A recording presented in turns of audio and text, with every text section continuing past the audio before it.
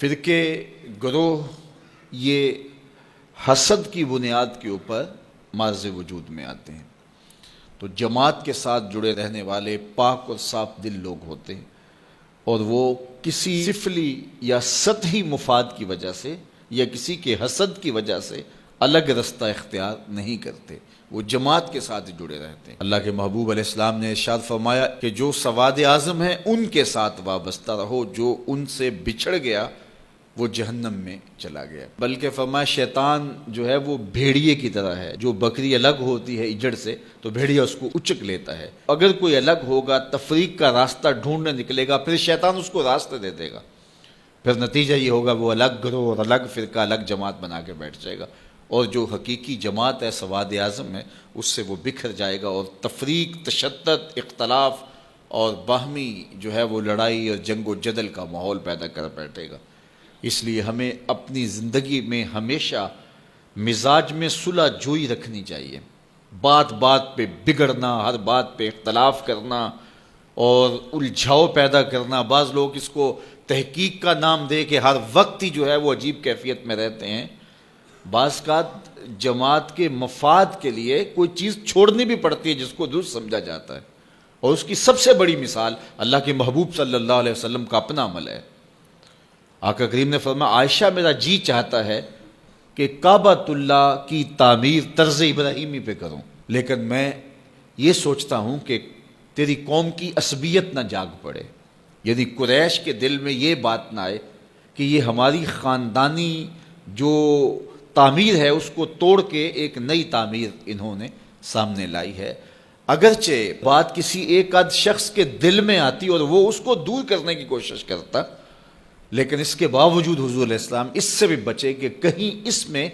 جو ہے وہ لوگوں کے ذہن میں جو ہے وہ ایسی بات نہ آنے پائے۔ اب یہ کتنی بڑی بات ہے،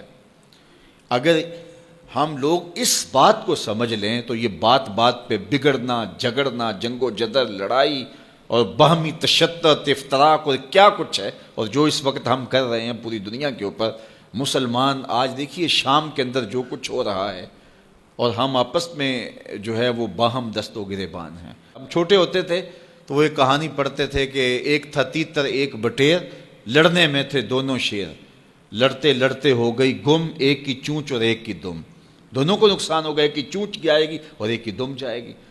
تو ہم جب امت مسلمہ آپس میں جنگ و جدل کا ماحول ہی قائم رکھے ہوئے ہوں گے تو پھر نتیجہ کیا یہ ہوگا کہ شام کے اندر جو ظلم ہوا، اس سے قبل جو یمن میں ہو رہا ہے، اسی طرح برما میں جو کچھ ہوا، افغانستان کے اندر جو کچھ ہوا، 56-57 اسلامی ملک اور ہماری یہ حالت، بس ہم جغرافیائی الجھنوں میں ہیں۔ اس امت کو اس تقسیم میں ڈالا گیا ہے۔ یہ اب بھی بہار عرب پچھلے دنوں میں چلی، عرب نیشنلسٹ اور یہ جو کچھ بھی ہے، یہ تعصب اور یہ عرب و عجم کی تقسیم اور یہ سرحدی تقسیم امت مسلمہ کے اندر امت کو منتشر رکھنے کے لیے یہ بت گھڑے جاتے ہیں تاکہ امت تقسیم رہے۔ تو جب سلطنت عثمانیت توڑی جانے لگی تو اس وقت یہ بات کہی، عربوں کا تعصب ابھارا جانے لگا اور عربی عجمی کی تقسیم کو ہوا دی گئی، تو اس وقت اقبال نے کہا یہ بت یعنی قومیت کا بت، یہ بت کے تراشید آئے تہذیب نوی ہے، یہ نئی تہذیب نے یہ بت تراش کے ہمیں پوجا کے لیے دیا ہے کہ اس بت کو پوجو۔ قومیت کا بت جب رکھا گیا اور جو ہے وہ عربوں کو ترکوں سے بغاوت کا کہا گیا کہ وہ عجم ہو کے تمہارے اوپر حاکم ہیں، اور یہ بت تراشا گیا اور عربی عصبیت کو ابھارنے کے لیے اور جو ہے وہ جغرافیائی تعصب ابھارنے کے لیے اور نسلی تفاخر ابھارنے کے لیے یہ عجمیت کا اور یہ عربیت کی تقسیم کا بت،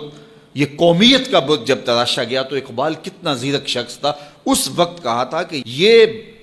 بت کے تراشیدہ تہذیب نوی ہے، یہ نئی تہذیب کا تراشا ہوا بت ہے،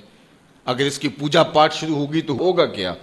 سنیے ذرا، یہ بت کے تراشیدہ تہذیب نوی ہے، غارت گرے کاشانہ دین نبوی ہے۔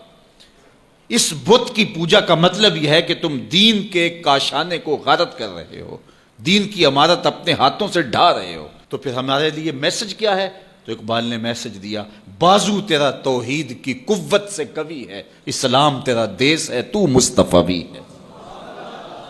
کہ تیرا بازو طاقت ہوگا جب تو وحدت کا سبق پڑھے گا اور توحید کے سائے میں پوری امت اکٹھی ہوگی. جغرافیائی تقسیموں سے نکل کے، عرب عجم کی تقسیموں سے نکل کے توحید کے سائے تلے جب یہ فرزندان اسلام اس شناخت کے ساتھ کھڑے ہوں گے تو پھر بازو مضبوط ہوگا. اور تیرا دیس یمن، شام اور یہ نہیں ہے، تیرا دیس کیا ہے؟ اسلام تیرا دیس ہے، تو مصطفی.